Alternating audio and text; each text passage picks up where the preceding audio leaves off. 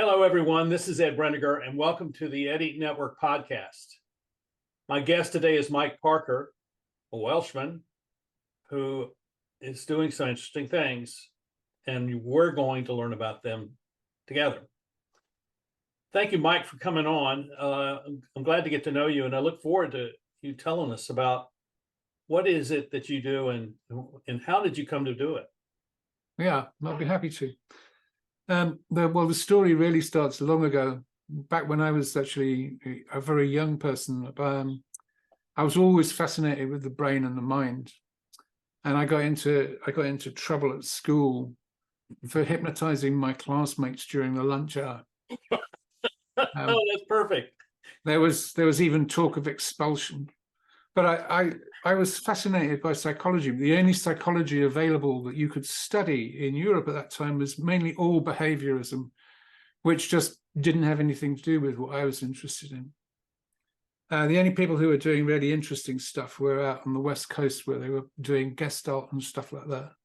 So I guess I went and I researched lots and lots of alternative, different types of models of consciousness from different cultures and different backgrounds, and looked into meditation and other different brain states and so on. And that was long ago, where it was all considered to be completely fringe stuff. So needing to make a living, I also trained in computer programming, and I spent many years putting in mission critical payment systems around the world. So I was in South Africa 4 months after the first elections, in Bahrain, in between the Gulf Wars, and I did also spend time in Nebraska and Amsterdam doing the same kind of thing. But then I went into joined the consulting industry, and what really interested me was trying to understand how we could actually make things work better in organizations, because it was very clear that they work very poorly in most organizations, in my view. I did an MBA, which I finished in 2010, which was looking at strategy and finance, but with an emphasis on creating a culture for innovation. And I came to the conclusion that most cultures don't support innovation very well at all, not in the least. I agree. And then I went on and I did further postgraduate studies in systems thinking, with a view to looking at what can we do to actually create systems which nurture genuine innovation and also help people to collaborate better. And then I had a kind of major break, really, with the corporate world. Things didn't end well in my relationship with the corporate world, with consulting. So I actually did a formal retraining in solutions-focused hypnotherapy. And I read up and studied intensively all the background around the neuroscience and EEG and the psychology, which had been developed since my young interest, and discovered that I think by the mid-90s we now can show that there are actually definitely tangibly different brain states involved in meditation and in trance and guided relaxation. So I spent a lot of time looking into that and using solutions-focused hypnotherapy as a foundation block. I then created my own coaching modality, which I call Liminal Coaching. And that comes from the word Latin limen, meaning a doorway or a threshold. Mm-hmm. And basically the idea is that we help people to clear out all the accumulated junk at a subconscious level. So that can be accumulated stress, which can happen over decades, actually, and also unresolved minor traumas, which almost everybody has one or more of those, quite a lot.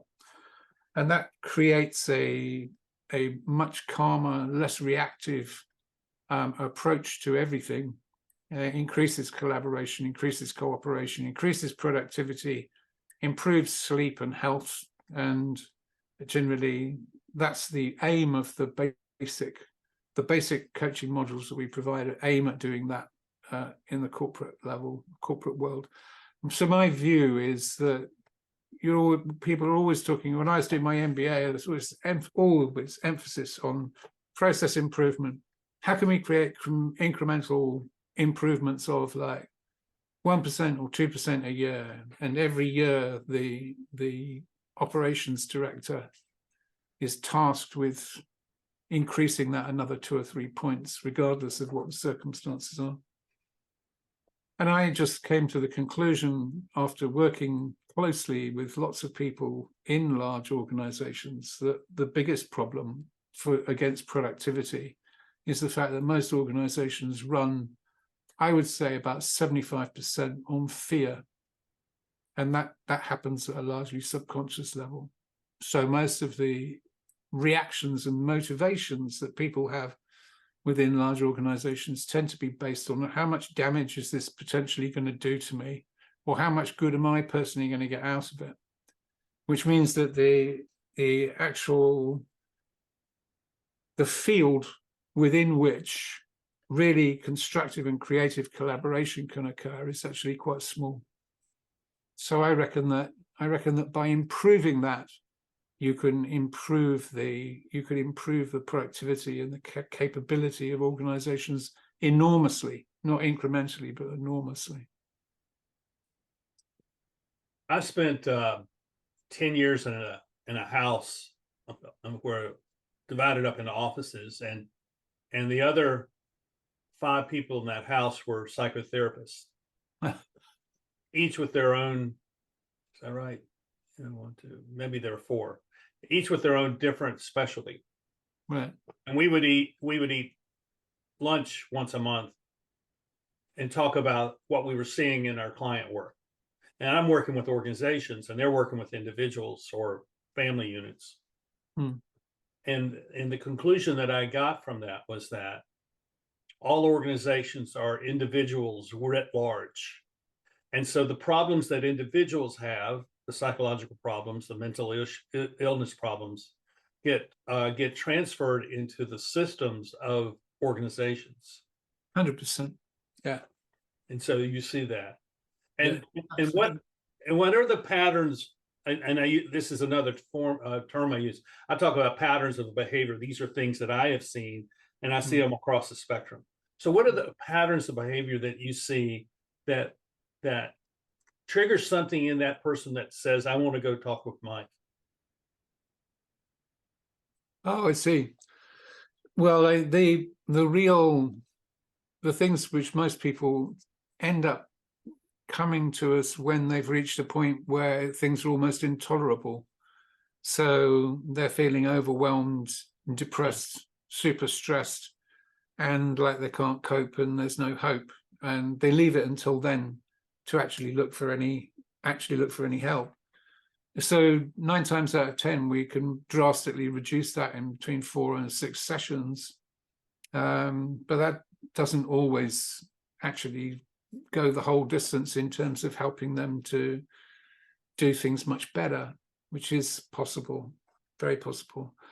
So those are the patterns. The main patterns are actually all fear, overwhelm, catastrophization, sleeplessness. So why is it that someone would wait until it's almost hopeless for them to act? Yeah, it's a really good question. I think a lot of it has to do with culture, and the way that we're educated and the way that we're brought up. We're not actually given any real instruction when we're young about what it means to exercise proper self-care, or even to understand what's happening within ourselves, particularly an emotional, instinctual level. So a lot of the time, I find myself doing a certain amount of psychoeducation with clients around stuff which, in my humble opinion, should be being taught in kindergarten. Yeah. Yeah. This is what your emotions feel like. This is how you breathe if you're beginning to get anxiety or a panic attack. This is how you can step back and observe what's happening rather than getting caught up in it. So I'm trying to slice pieces off of this to kind of understand. So someone is captured in their fear and they're inside of a business. Now, the question I have is, what is the source of their fear? And I mean, that's a very broad and general question, but to what extent is the fear that they have generated away from work that gets manifested at work? Or what degree do you see that the fear is really a manifestation of the work environment? Yeah, really good question. Well, of course, it depends. It depends on the company and it depends on the environment. I mean, I've seen some companies which really have an incredibly toxic atmosphere. Mm-hmm. Bob Sutton has written a great book about that called the No Asshole Rule. Right. So there's that. So you always have to take that into consideration. But I would say that generally, if it's a reasonable organization, then generally you're looking at a lot of stuff coming from the past and a lot of stuff potentially coming from domestic environment as well. So personal things which are happening, unhappy relationships, abusive relationships, terrible stories from the past. I hear on a pretty well weekly basis of people who've been terribly badly abused when they were kids. And there's an ocean of evidence out there that unresolved trauma like that just will affect you for the whole of your life, unless you actually do something about resolving it. So we're talking here about, when I talk about trauma, I want to make a really important point here. Please. When we talk about trauma, generally that triggers in people's minds the idea of really serious PTSD from after a war or a terrible accident or something like that. But actually, if you define trauma as I do, as being a negatively charged memory which has not been processed in the usual way, then you can start talking about minor trauma, so-called, which can go back to early childhood. So it may be something like you just didn't get enough support, or you were constantly psychologically undermined, or you were constantly told to shut up all the time and not say anything. And then even 40 years later, I've talked to people who've been CEOs who still have a fear of picking up the phone through having been told to shut up all the time. So then we work with that and release that, and then they can get on with it. Yeah, I see that, and I see a lot of this having to do with relationships in general, and there's a point that I want to make before I say something about that, and it is that a lot of people that I meet,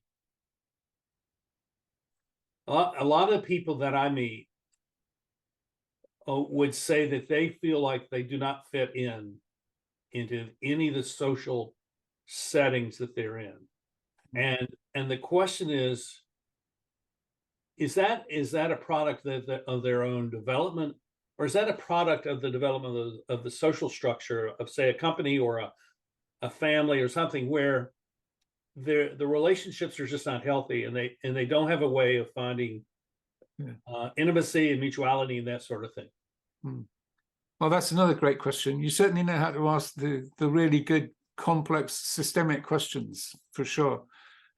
So I think well, I've dealt with all of this stuff. I mean, you and I have trotted the same path. You're far more learned and trained in this. I just observe and you know it from the ground, right?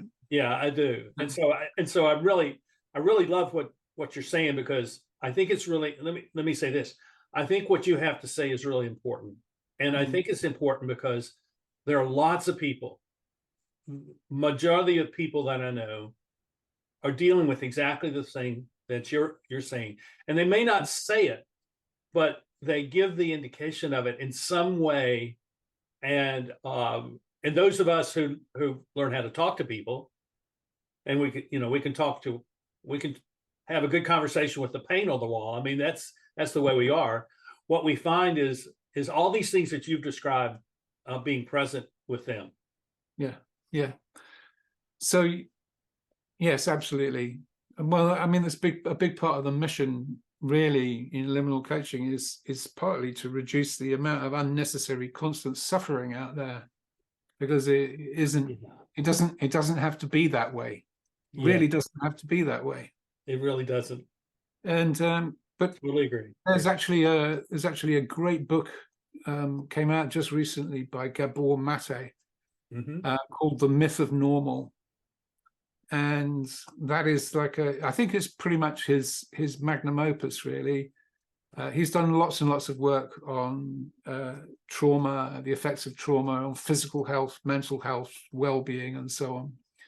And he's tracked the causes of these of the stressors in this new book, and divided them up pretty compellingly between personal stuff, things which happen to you personally within family and so on and so forth, but then also socially, culturally, and very daringly, he's gone on to talk about how policy actually is causative of Hmm. a lot of problems that people are suffering from, and basically asks what kind of world do we think we're living in? What kind of world do we really want to live in? So I think he's got a lot. I think he's got a lot to say, which is very relevant. And my view is that if we think about the personal and family environment as being the personal family thing, as distinct from social society and culture and so on, I'd say it's about 50-50, the causes of it. But you've got to bear in mind that most people, particularly parents, are actually acting as proxies for a lot of the cultural and social norms. Say more So, about that. Say more. How are they proxies in that way? It's a very interesting statement you made. well, I mean, parents are always responsible for socializing their children, aren't they? They're always responsible for telling their kids what's right, what's wrong, what they need to do, and so on. So, I mean, I think it was Bessel van der Kolk in The Body Keeps the Score, he's probably one of the world's foremost experts in trauma, who said, hurt people hurt people. Yeah. So if parents have been brought up in a brutal, uncaring manner, which says, listen, the only thing that's important is you getting what you need, and the devil take the hindmost. Don't you worry about anyone else. You trample on anyone you have to get what you need. If that's what's happened to them, then that's what they'll teach their kids. And then you end up with people in organizations who are absolutely monstrous. I have this morning been writing about utilitarianism and its effect upon society. So every relationship is a transaction. It's an economic transaction, and therefore, no one ever feels like they're known, and the level of emotional intimacy that is needed for a healthy human life becomes missing.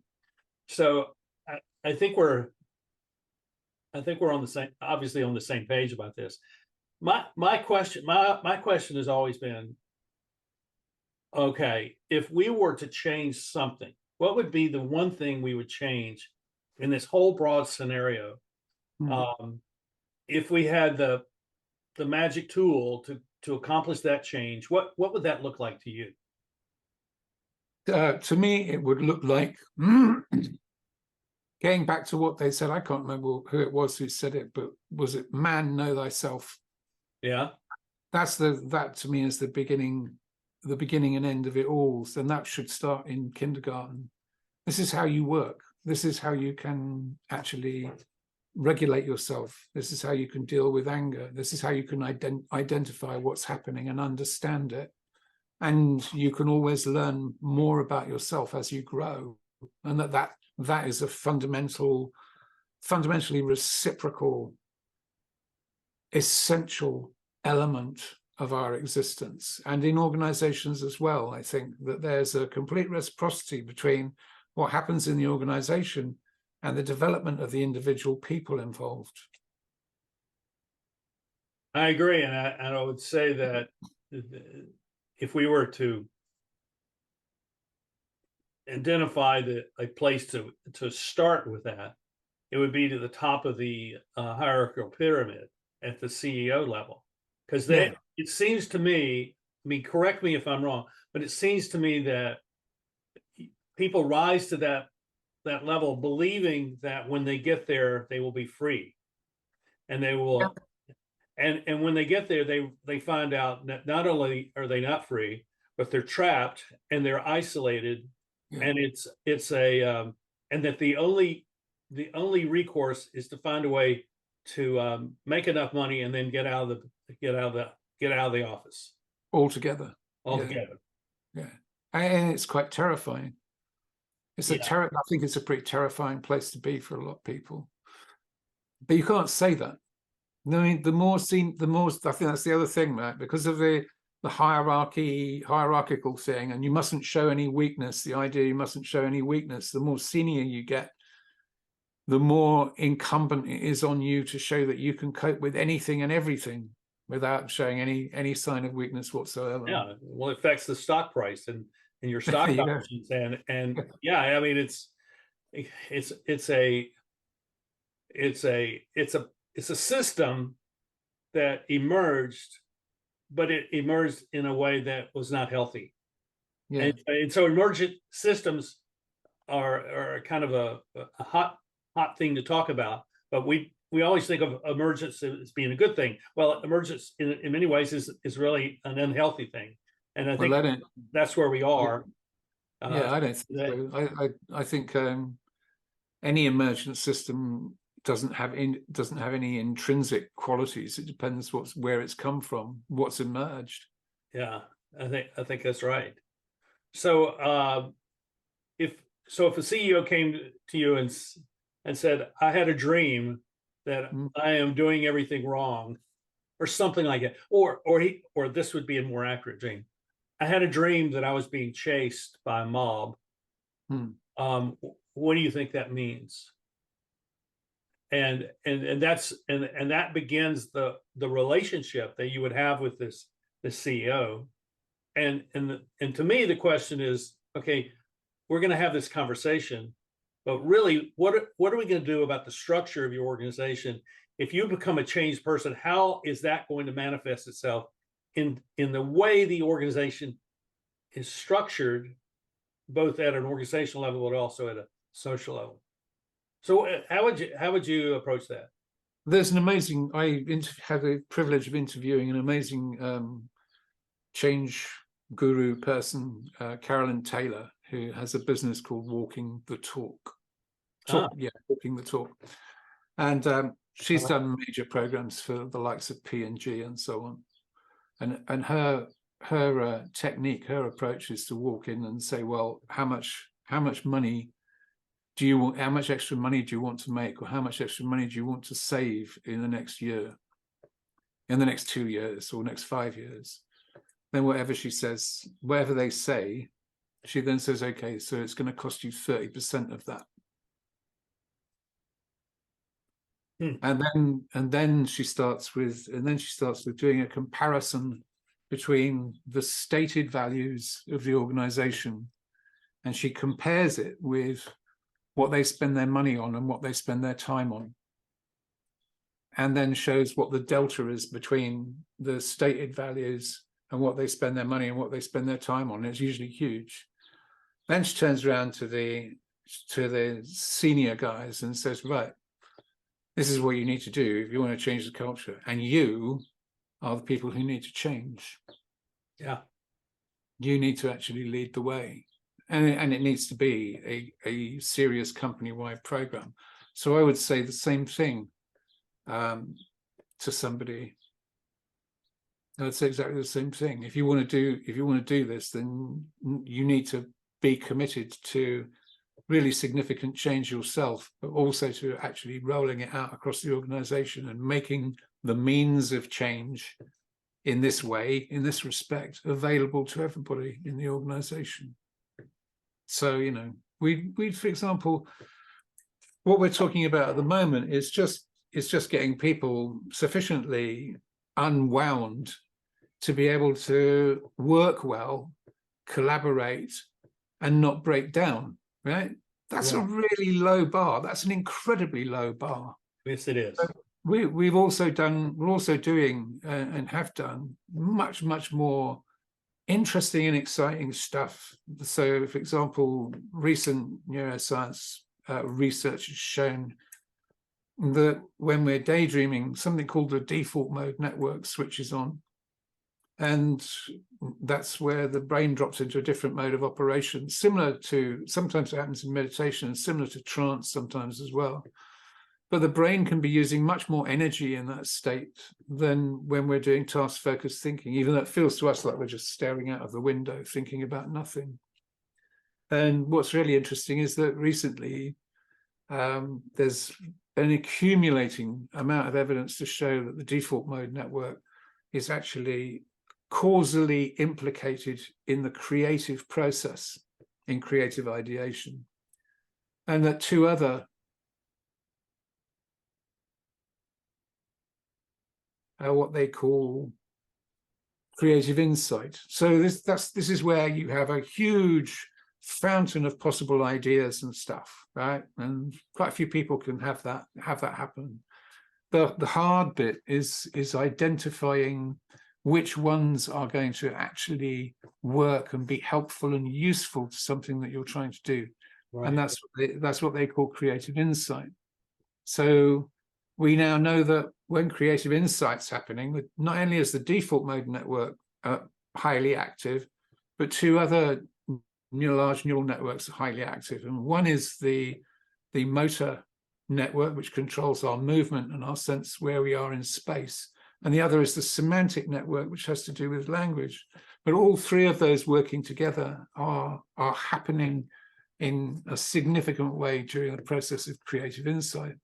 So once we've got everyone calm, once we've got people calmed down enough to be receptive and thoughtful, we actually have written and developed specific guided relaxations which activate those networks and help people to boost their capacity for creative ideation.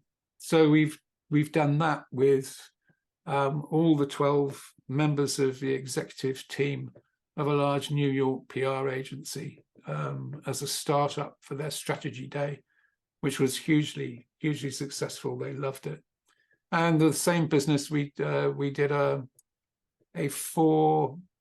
I think it was 4 sessions, 4 group sessions and 2 one-to-one sessions with the 6 members of their exec team, which was also incredibly helpful and very powerful for them. So, the stuff works, and the potential for doing more really interesting things is absolutely enormous. So I think that the potential benefits people can get from it are really high. But a lot of the time, it's treated as being a luxury.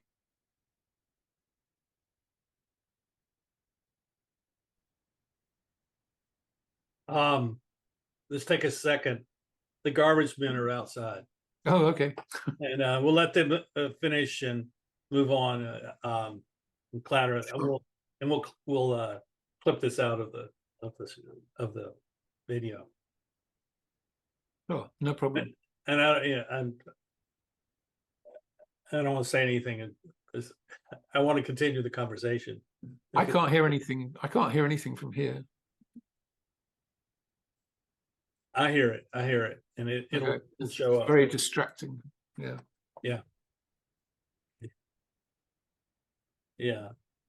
So,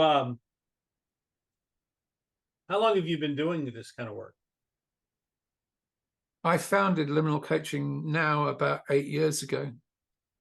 So, pretty long time, really. Yeah.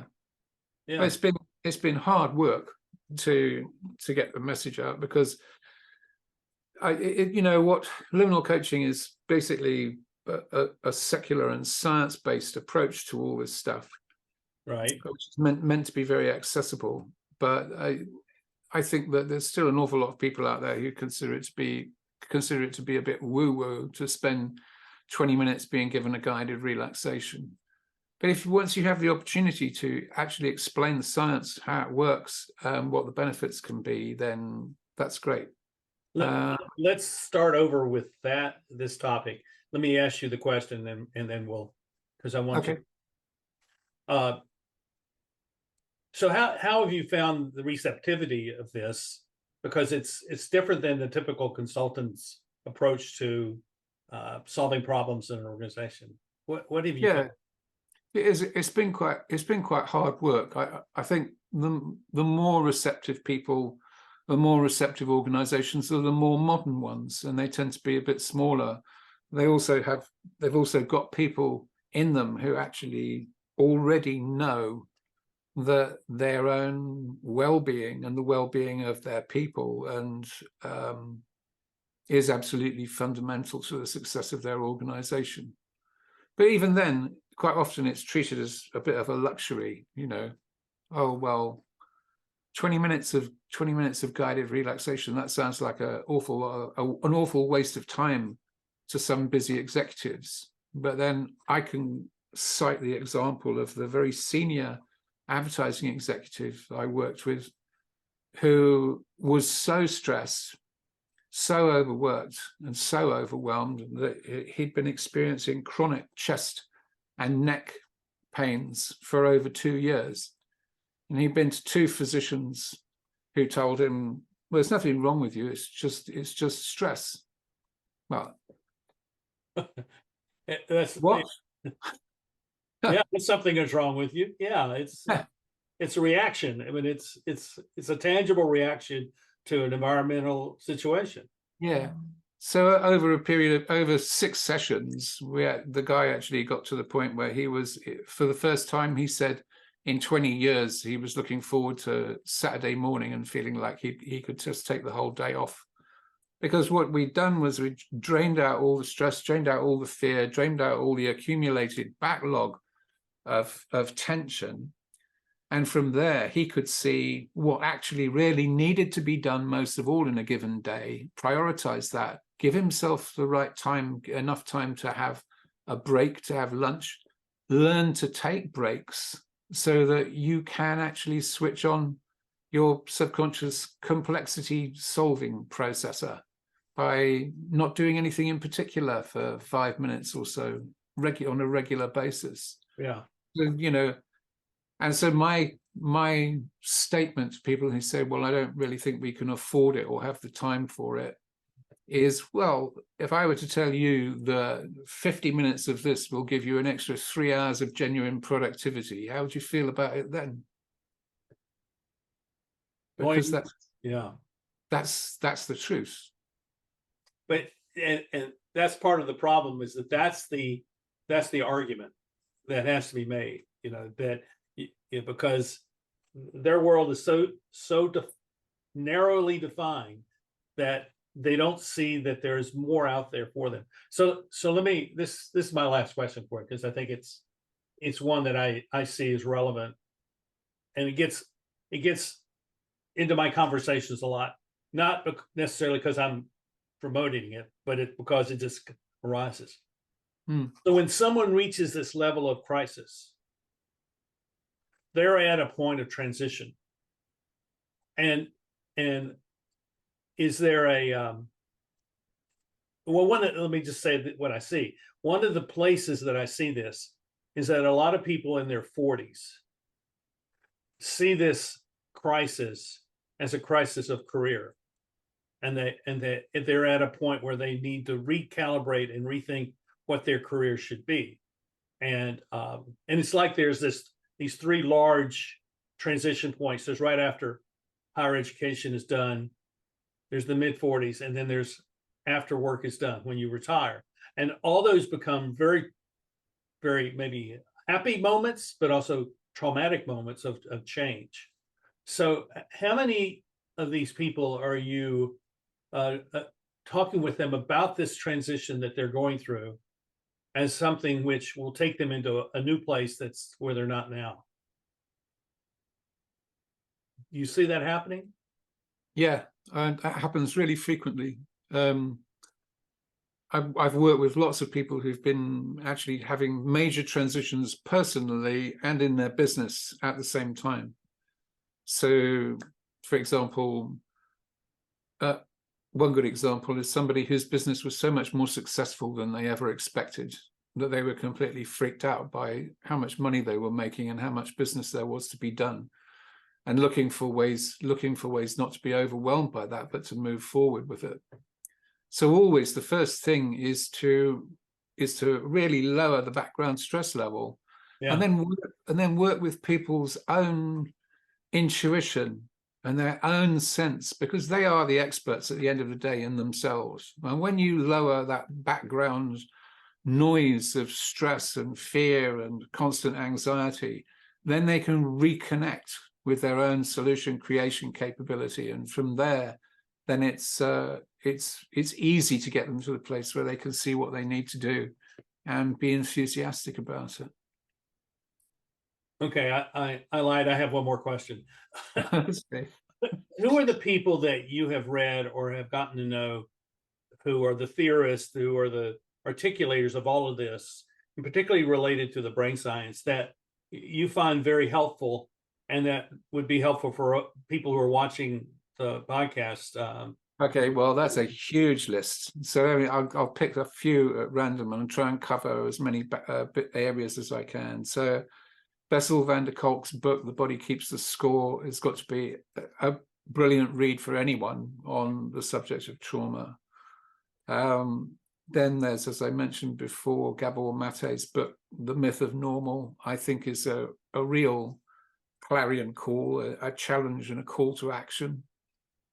But also, let me see now, Dan Siegel, the work of Dan Siegel, and I can't remember, he's written lots and lots of different books, but his work on interpersonal neurobiology is incredibly good.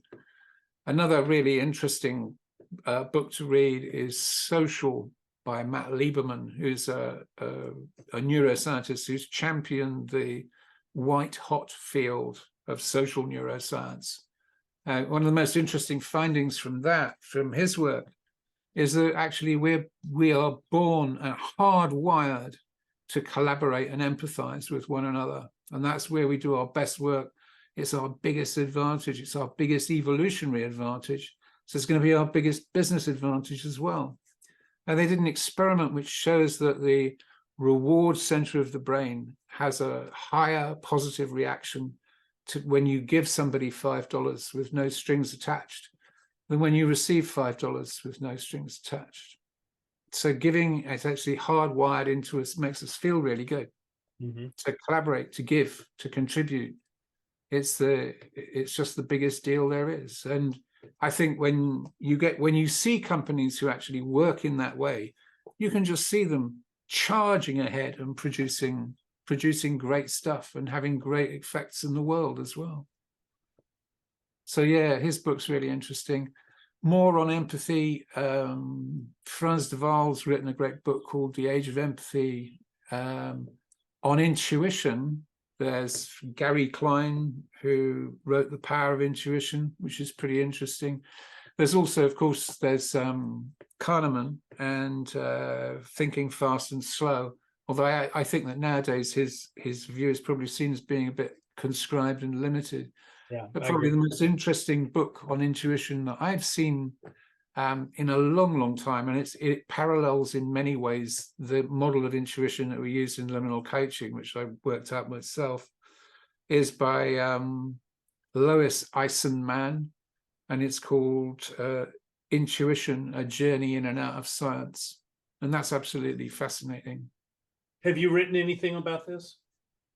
Yeah, I on Medium, I've got a few blogs where I've gone into quite a lot of. I don't do it so much anymore because I used to write my blogs as if I was expecting a whole bunch of PhDs to be my audience rather than ordinary people. So they're quite long, but they're very deeply referenced. And there's one on there called A Hunch of Intuitions, which has got a lot of references to different models of intuition and also some thoughts on what I think about how it really works and all ties together. Well, in the show notes, we'll connect you to your Medium page, and to your website and your LinkedIn, and we'll create a list of these recommended authors that you because it's only a sample, by the way. I realize that. We should probably also, but before we stop on that, I would Yeah. also highly recommend Daniel Goleman's book on social intelligence, which is also fascinating. Yeah. What do you think of Ian McGilchrist's work? That was a bad one to miss. I think Ian McGilchrist has produced probably the definitive, what's the right word for it? Collation of well-evidenced study on brain lateralization that is out there. I don't know whether, it's up to the reader whether they want to go along with all of the social, historic, and cultural stuff that he proposes subsequent to that. Personally, I think he's right. But his book is absolutely fascinating, and we should pay much more attention to it. And in fact, one of the things I would say is that liminal coaching works on rebalancing on two axes. So we rebalance the communication and the relationship between the conscious and the subconscious, and between the left and right hemispheres. So that's an important point to make. And the right hemisphere has more neurons, which are longer neurons that reach deeper into the emotional and instinctive brain. And when we use guided relaxation, as opposed to mindfulness, which is an active cognitive exercise, we see more activity in the right hemisphere of the brain using EEG. So actually, it's a good gateway to the subconscious, and it's a good method for actually releasing stuff at an emotional and instinctual level. Well, this has been great, and thank you for all of your insight. And I think it's really valuable. And so how do you like people to approach you in terms of maybe working with you? What's your preferred method there? Oh, right. They can just email me at mike@liminalcoaching.com, and I'm always absolutely delighted to have free half-hour chat with anyone who wants to talk about anything, not necessarily having sessions, but just how it works or what I think. I mean, I just babble on for ages about that, as you can probably tell. We're very much alike in that way.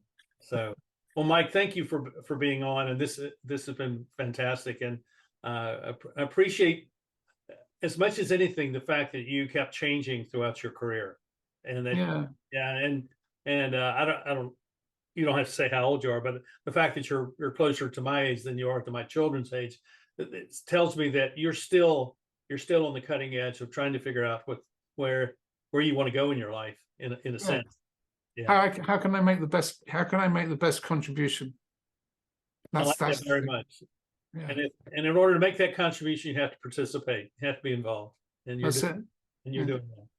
So thank you so much for having me. It's been a pleasure to talk to you, and really great questions. Thank you.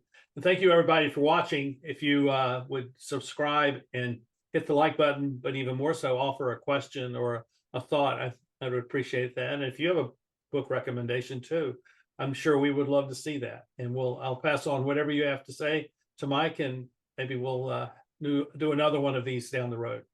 So thank you, everyone, and we'll see you next time on the Eddie Network podcast. Bye-bye.